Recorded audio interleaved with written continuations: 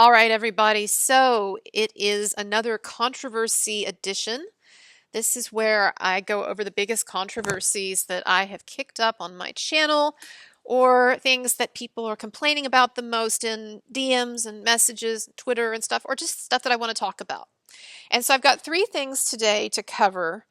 And I want to start with one of them in particular that's relevant because the documentary that Harry and Meghan have filmed for Netflix, it is coming out very, very soon. It's coming out this week. And I have received a number of DMs, and I am still trying to work my way through all of the DMs that I've received on various platforms over the past months. But, and a number of them I just won't even be able to get to. But I try to, I'm trying to go through, and you can just see, though, even if you don't click on something, you can see that first line, right, of what they're saying. And these comments that I see about my perspective on Harry and Meghan. And look, I do not want to reiterate stuff that I've already said in my videos, because if you want to know extensively what my issue is, what my issues are with them, and why I do not like them, I don't know them personally, but why I do not like their behavior and their agenda and what they've done and don't trust them, you can look at my channel, you can look at my playlist, my royal family playlist, and you can see all you need to see there. And I've also had conversations with the attorney, Andrea Burkhart, which are on my channel. She's not a big fan of them either. So it's all laid out there, but let me just say one thing, okay?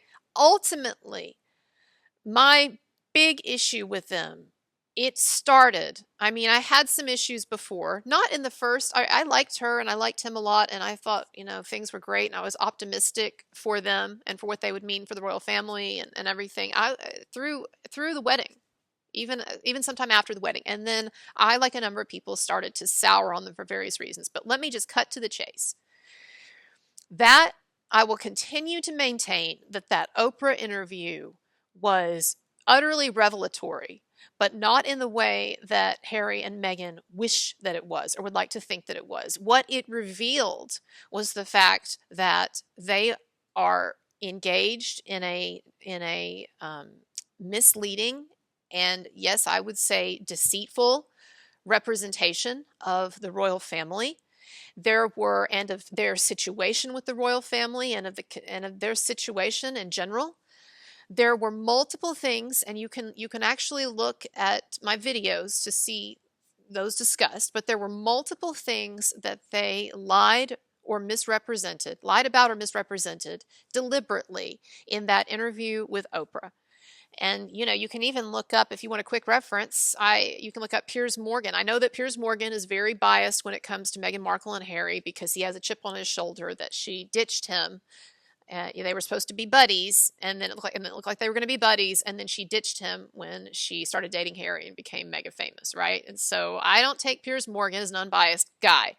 But he published a list of all of the lies and misrepresentations and half-truths that Meghan Markle and Harry engaged in that Oprah interview. And I would say there are more than that, but he published them, and you can look them up. And some of them more egregious than others. But when I saw that, my estimation of them dramatically lowered, and it has not improved with their behavior since then. And I don't appreciate the campaign of slander that they've waged against the royal family, whereas they are not able to prove that anyone in the royal family has been slandering them. And let me also say, and I've said it before, that they have not received, and Meghan had not received when she first came on the scene before they started acting annoying. She had not received any worse media coverage than any of the other royals have. They have all had their time in the barrel. It's just that a lot of people don't know the history. But that is one of the things that you can get from the Crown. I know the Crown has a lot of errors and inaccuracies, but it does give you a good depiction of certain things. And one of those is the fact that all of the royals have had their time in the barrel with the media. They've all had periods where they have been hounded, however you want to put that, deeply. The media has been deeply critical of them and on their case and unfair and all of that. So it is just flat out wrong that Meghan got worse treatment from the press. Now, you could say, well, okay, it's not right that any of them get that treatment. Okay, that's a fair critique of the institution. And by the way, I think that Meghan and Harry have a number of fair critiques of the institution. Okay, people have been critiquing the institution for a while now. People have realized, and people have been critiquing the media. People have realized that the media has some issues. I certainly do. But this feeling that the two of them have, that they are of deep grievance, this fixation that they have on feeling aggrieved, on feeling like they've gotten a raw deal, that's just not accurate. I understand that the media are annoying, and I understand and troublesome and whatever at times for these royals.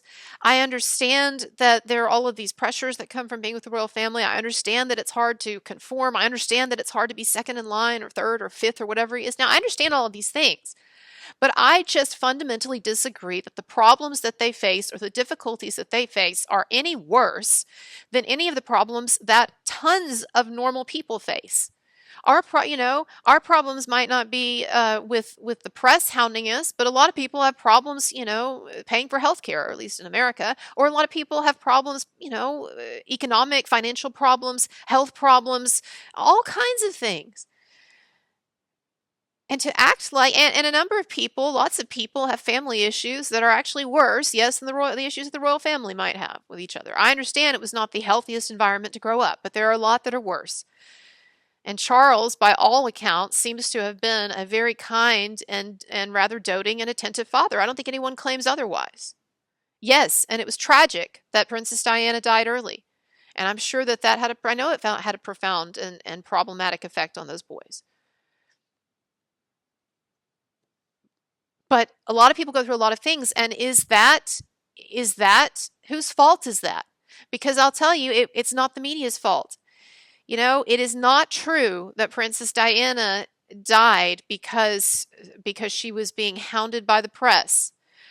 Her driver was speeding, okay? He was legally intoxicated, okay? And also, Princess Diana, I'm going to keep saying it, one reason that the press were on her when she was in Paris is because she called the press before she started this vacation, this big holiday, European holiday with Dodi Fayed. She called the press to get them to cover it because she was trying to make her ex-lover jealous, the Pakistani heart surgeon Hasnat Khan. So I'm not saying like, oh, it's her fault she died, or I'm not saying it's not tragic, or I'm not saying that the media certainly have issues. And I'm going to be the first in line to say that the media are fucked up.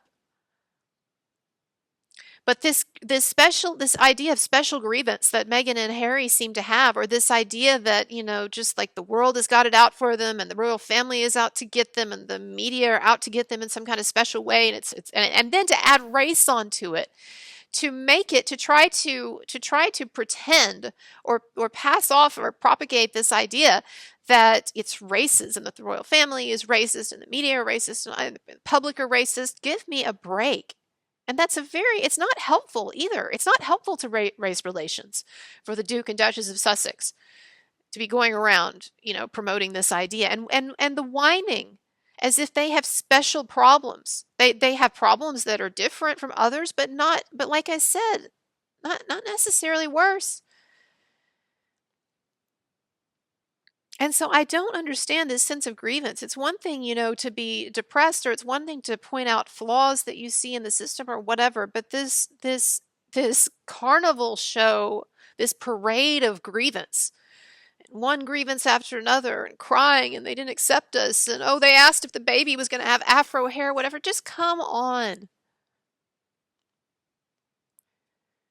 So, I just find it I just find it really insulting, this idea that we're supposed to feel sorry for these or not feel sorry for these people, because I do feel sorry for them. To whatever extent things are not their fault or or they're right or wrong or whatever. I mean, if they're in pain, I feel sorry for them, but I do think that the culpability for a lot of that pain is not the source that they would attribute it to. That is the royal family or racism. You can critique the media, right? You can critique the system, and I guess you can critique your family. But your critiques, I mean, do they really have to be aired publicly? And also, they should be accurate. And I feel like what we're getting, I feel like what we get from the two of them, it's some kind of like crazy twisted filter, almost like we're going through the perspective of someone with borderline personality disorder. And I know a number of people like HG Tudor have identified narcissism in Meghan Markle, but and so maybe so, but this hazy this filter, right, through which they see this filter of like grievance and that they're specially targeted and that it's racism and they got it worse than other people and it's just and that it's their and that they need to go on the war path against their family. What are they hoping to achieve? And they have not even been able to prove that anyone in the family has hurt them in any way or has deprived them of something that they should rightly have. Anyway, so that's one controversy. And I would just say that I'm open. I'm trying to keep a sort of open mind on this, even though I've had enough of these two. But they're not making it easy because the trailer, the preview for that Netflix special, it looks like they're just digging the hole even more. Now, next controversy. So I would say probably like every 6 months, I address the money thing because one of the regular comments, the regular critiques that I do get, particularly on my YouTube comments, like I do read my YouTube comments fairly faithfully. Those are really easy to skim. You don't have to click on anything or whatever, and you just skim. And so if you're leaving comments, just know that I usually do read them, even though I can't respond or whatever. And what I see again regularly, I don't get a ton of negative comments, but a number of the negative ones that I get are people who are annoyed by the fact that at the end of most of my videos, I do a pitch where I say, hey, I really appreciate it. If you can tip, every little bit helps. The links are below. I talk about my PayPal, my Patreon, and Venmo. And some people do not like that. They find it to be very almost kind of intrusive, or that I'm asking. I've had people remark, oh, stop asking for a handout, or get a real job. Okay, well, people can always get a different job, right? That's not what's in question. Like, yes, I can get other jobs. I've had other jobs, right? I'm doing something part-time right now while I'm running this channel. The thing is, like, I want to do the YouTube. I want to do as much of it as I can, and also, like, I think I'm kind of good at it. Or I think that at least a lot of people who subscribe and watch and give me enthusiastic comments think that I'm good at it. So I don't feel like it's like a situation, and I work really hard at it too. Like, people don't understand until they actually start making videos and also start dealing with, major social media. And I'm still small time. I'm just trying to get off the ground, but it's a lot, and it actually takes a long time to make these videos. A friend of mine just recently started making videos and said to me that they were amazed at how long it takes. They're like, oh my God, it takes like, I don't know why it takes so much time, but every step is time consuming, even if they're not like ultra planned out. Anyway, my point is, like, I work a lot. I do a lot. And it's not like, I guess what I'm trying to say is, it's not like I feel like I'm pushing a product on people that people are not receptive to. Okay, it would be one thing if I had like a YouTube channel that wasn't doing well and my videos were boring the hell out of people, and I kept like hitting against this wall, and it's just not happening, right? I mean, it is important in life. Let me tell you, look, this is a great maxim for living. That saying, maybe he's just not into you, he's just not that into you. That is a great maxim, not only for romantic life, but also for life in general. There are definitely times to keep trying and never give up and never give up. And then there are also times to realize, hey, maybe maybe life's not that into you when it comes to this thing you're trying to do. I don't know, is that a downer? But I'm just saying that there is a balance between positivity and clarity. But it's not like, what I'm saying is, it's not like I'm hitting up against a wall and nobody's subscribing and nobody's watching. And I'm just like, contribute. Why won't people give me money? That's not what this is.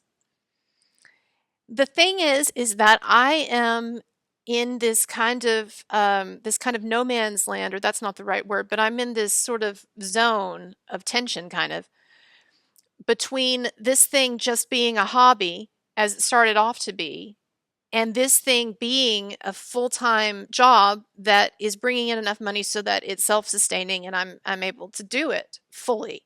And I'm able to work hard and bring you as much content as I can. And, and part of bringing that money in is I've got a Patreon now that has more than a few people signed up.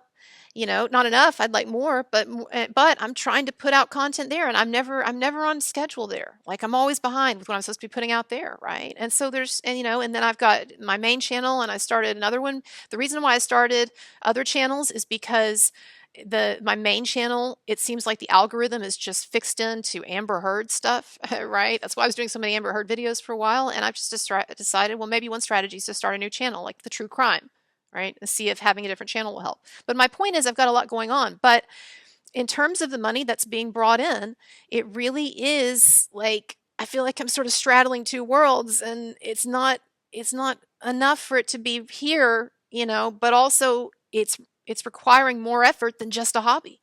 So it's like I'm putting the effort into it it really is like a full-time job. It really is. My boyfriend or husband or whatever, right? We've got an informal relationship. A guy I've been with forever. He was like, hey, it's like you just work all the time. But I like it. I want to, okay? But I'm just saying that, I think that there are legitimate reasons to want to be paid for what I'm doing now. And to not go off and get another job. Yeah, I know I could stop doing the YouTube and I could get a full-time job doing something else. I mean, but people like my stuff. Is that what people want? me to put out fewer videos or less interesting stuff, whatever. Now, I know that there are, I know the reason, let me put it this way. The reason why I do that end of the video pitch more than maybe other people that you see is because I don't do streaming. And live streaming is a huge moneymaker for most. That's the way that a lot of channels make a lot of their money, right? And so I don't do live streaming. Now, the reason for that is not because, well, it's partly because I don't like it. And the reason I don't like it is just I don't think that generally in live streaming that it's as much of a bang for your buck, so to speak. Like it seems like it's less focused, it's more meandering. There's a lot more, frankly, superficial BS filler talk. And see, look, I'm someone who in my normal life, I'm introverted and I don't like BS superficial talk. Like I hate that part of the conversation. I want to get to it. And the thing with live stream is even if you're trying to be really focused and targeted, there's just still a lot more, and there's just something like less sophisticated about something that you don't have time to really target and focus and be edited. And so partly I don't like live streaming, but partly it's that I do feel like it's or at least the way that I would do it, and maybe that's my issue, but I just feel like it's just generally like less interesting and less beneficial, and that I would rather be spending my time that I could be devoting to live streaming and to just like making like better videos or more interesting videos or researching, a lot of this is like researching stuff too. However, I have finally, bowed to the reality that for some reason, people will pay money to see their name on a screen and be talked about for 10 to 20 seconds. I don't understand the appeal of the super chats. I just don't understand it. And I don't understand why people, have no problem spending a lot of money on that, but not, a PayPal tip or whatever. But I now see the reality. So I am going to try after the holidays to start doing some streaming.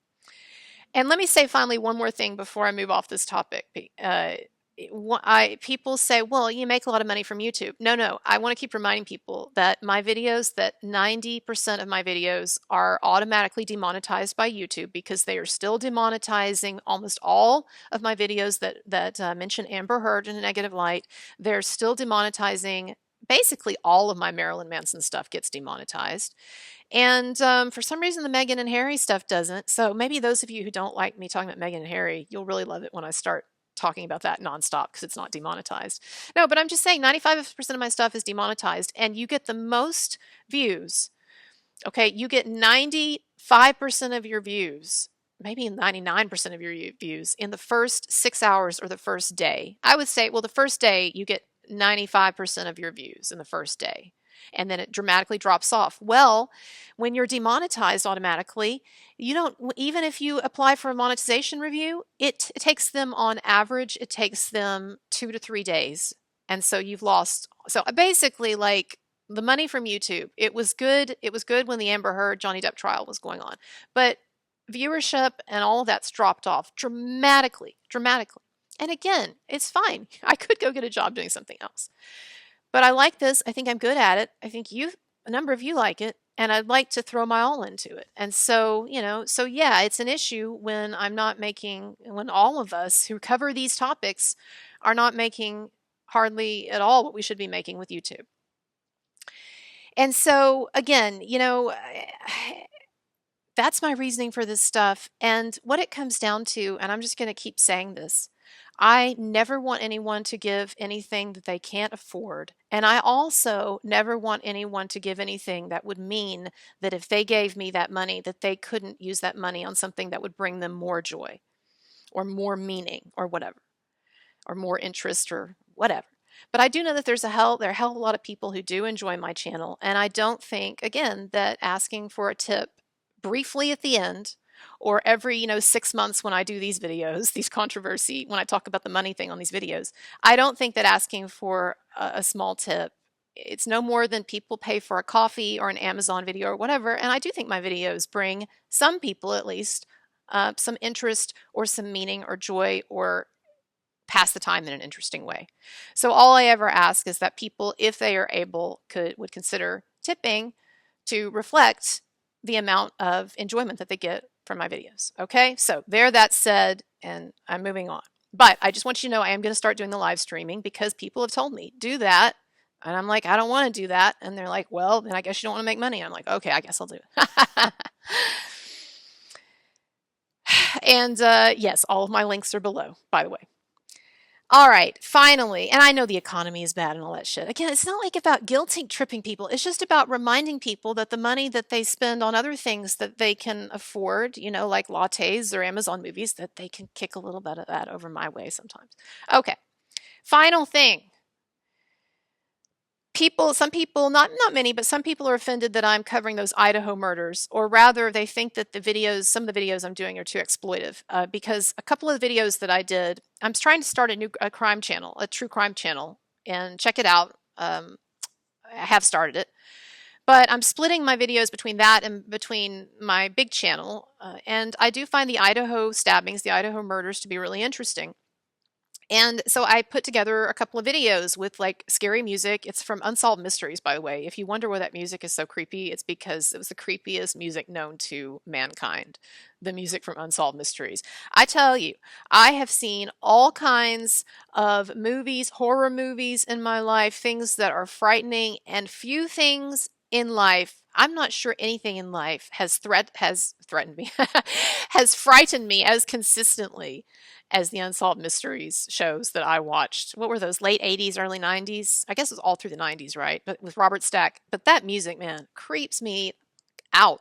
So anyway, but I had the creepy music from that in my Idaho stuff, my Idaho videos, and I had tried to do a lot of like cool editing, almost make like a little horror documentary out of it. I even like took some scenes from Halloween, not scenes of people being stabbed, but like scenes of someone walking around a creepy house. I put it in there. Now, I understand the argument that people would make that is a kind of exploitation, that basically what I'm doing is I'm taking these tragic things that have happened to these people, this real tragedy, and I am now stylizing it, aestheticizing it, making a new creative product with it, and therefore exploiting or capitalizing on it.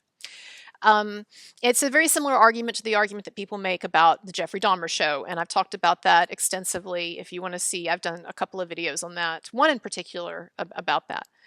This is an age-old argument. It is a valid argument, but at the same time, I've thought about it a lot, and I just don't agree with the view that when tragic things happen in life that we can't make some kind of art out of it.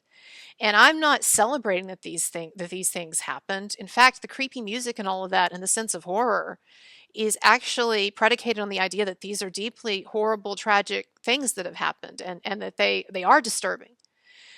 I guess that the critique comes in that I'm taking that and then I'm like again like capitalizing on it or making it you're making it more stylized or more media oriented. But then again, you could say that about like everyone who's covering it. Like everybody, all of the news reports, you think the reporters and the true crime podcasters and all those people, you don't think that they're in some way using this or capitalizing on it or taking it and giving it a little extra flair or whatever. So that critique, I feel like is a critique that you can make with everybody. It's just that maybe those videos I made were a little more effective because they creeped people out. And look, I understand the argument, but let me just say one more thing. What I think about okay is do unto others as you would have them do unto you. And I know, revolutionary, right? I'm so smart. No, but I'm serious. Like I think that's the basic maxim that a lot of people abide by, right? Do unto others, you'd have them do unto you, and so forth. So, what I think about is if I were killed in a tragic way, or let's say that I were killed in exactly the same way as this horrible way that these Idaho students have been killed, would I have a problem with people making videos about that, like the videos I'm making? And I just have to tell you, I've searched my heart as much as I am able, and I just don't have I just won't have a problem with it. Okay, people can make horror movies. If I'm ever killed, by the way, if some crazy Manson hater, Evan Rachel Wood fan, comes after me and kidnaps me and tortures me and like skins me alive or whatever, you can make a movie about it. You can even dress in a costume about it. You can make a creepy documentary with unsolved mysteries, music, whatever. You can do all those things. All right, you can. All right.